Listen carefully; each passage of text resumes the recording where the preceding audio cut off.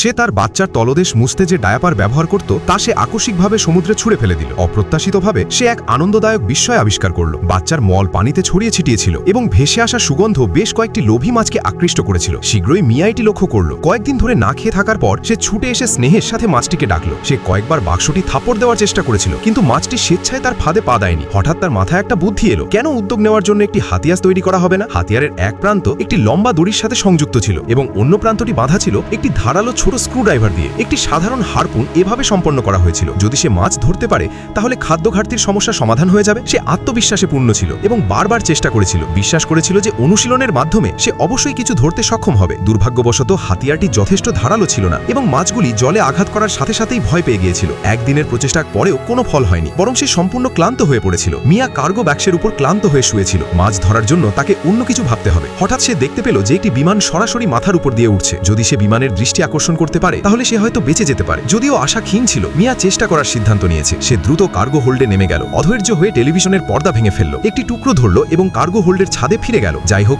অপ্রত্যাশিতভাবে তাড়াহুড়ো করে সে আবার উপরে ওঠার সময় দুর্ঘটনাক্রমে তার উড়ু কেটে ফেলে। ব্যথা উপেক্ষা করে মিয়া উদ্বিগ্নভাবে উঠে দাঁড়ালো। টুকরোটিকে আয়না হিসাবে ব্যবহার করে বারবার বিড়বিড় করে বলল, দয়া করে, দয়া করে, আশা করে যে বিমানের লোকেরা তাকে দেখতে পাবে। যাই হোক, এই ধারণাটি বেশ নির্বোধ ছিল। অবশেষে তার পায়ে একটি নতুন ক্ষত দেখা দিল। গুদামে ফিরে টেলিভিশনটি খুলে ফেলা ছাড়া তার আর কোনো উপায় ছিল না। যন্ত্রাংশ থেকে সে একটি বাঁকানো সুই এবং কিছু তামার তার খুঁজে পেল। সে তীব্র মদ দিয়ে ক্ষতটি জীবাণুমুক্ত করে, যন্ত্রণাদায়ক ব্যথা সহ্য করে এবং কঠোর পরিশ্রমের সাথে এটি সেলাই করে। পরের দিন ভোরের দিকে মিয়া একটি সাধারণ মাছ ধরার জাল নিয়ে গুদাম থেকে বেরিয়ে গেল। সে জালটা পানিতে নামিয়ে দিল। জালের ওপরে দুটি কাঠের লাঠি লাগানো ছিল। মিয়া কার্গো বাক্সের ধারে শুয়ে পড়ল, একটি শিশুর ডায়াপার তুলে নিল এবং সাবধানে জালের ঠিক উপরে ছুঁড়ে দিল। লাঠিগুলো শক্ত করে ধরে সে জানত মাছটি অবশ্যই আকৃষ্ট হবে। সে ধৈর্য ধরে অপেক্ষা করল। শীঘ্রই শিশুর মল পানিতে ছড়িয়ে ছিটিয়েছিল। বেশ কয়েকটি মাছ সাঁতার কাটতে লাগলো। অবশেষে একটি বড় মাছ সাঁতার কেটে ঢুকলো। মিয়া দ্রুত হাত বাড়িয়ে জালটা টেনে